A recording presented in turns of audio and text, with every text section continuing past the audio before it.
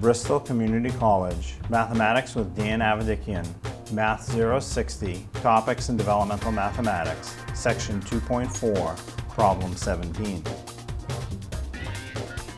This is Section 2.4, Problem 17. It says multiply the fractions, and we have 3 1/4 times 5 2/3.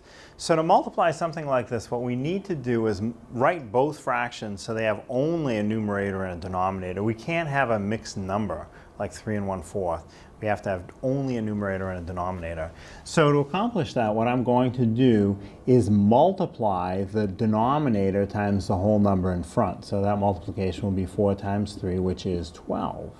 Then I take that result of 12 and add it to the numerator.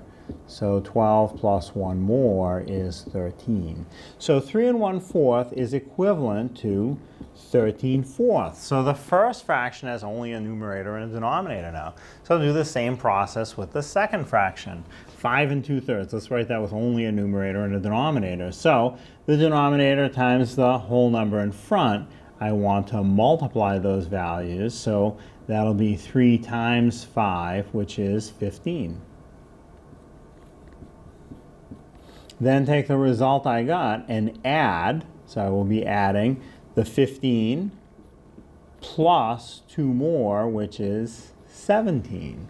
So my second fraction, instead of 5 2/3, can be written as 17/3. Now I have two fractions to multiply that only have a numerator and a denominator, no whole number mixed in. So now for the tops, or numerators, I have to multiply 13 times 17. Well, that's big enough that I don't think most people will be able to do that in their heads. So off to the side, let me just multiply 13 times 17 and see what we get. So 3 times 7 is 21, write the 1, carry the 2.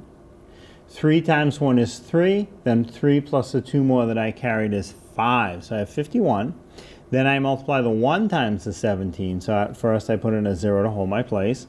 1 times 7 is 7, 1 times 1 is 1, and now I add the results. 1 plus 0 is 1, 5 plus 7 is 12. So for 12 I write the 2, carry the 1, and then 1 plus 1 more is 2. I have 221.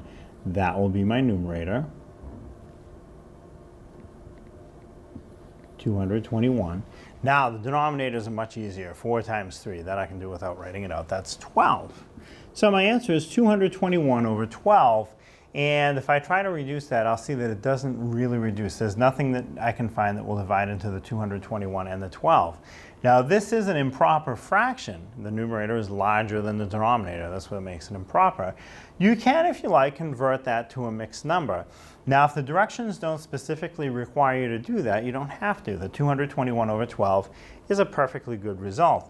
Let's say the directions do require you to do that. Let's say it does say state your answer in its most reduced form, write improper fractions as a mixed number. Sometimes I'll say that. So what you do is you go off to the side and you will divide the denominator, whatever it is, in this case it's 12, into the numerator, whatever that is, in this case it's 221, and see what type of fraction you get.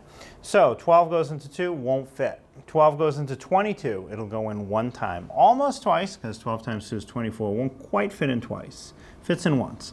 1 times 12 is 12. Now I will subtract. 22 minus 12 is 10. And now I'll bring down the next digit. Bring down the 1. Put it after the 10. So 10 with a 1 after it is 101. How many times will 12 divide into 101? Well, I know that it's 8 times. 8 times 12 is 96. I remember that from having to memorize my multiplication tables. 8 times 12 is 96. And now I'll subtract 101 minus 96. I get 5. That's the remainder. So the remainder will be your numerator. And what was the denominator, or the number in front of your division, stays the denominator. So that 221 over 12 is equivalent to 18 and 5/12. So you really could write the answer either way.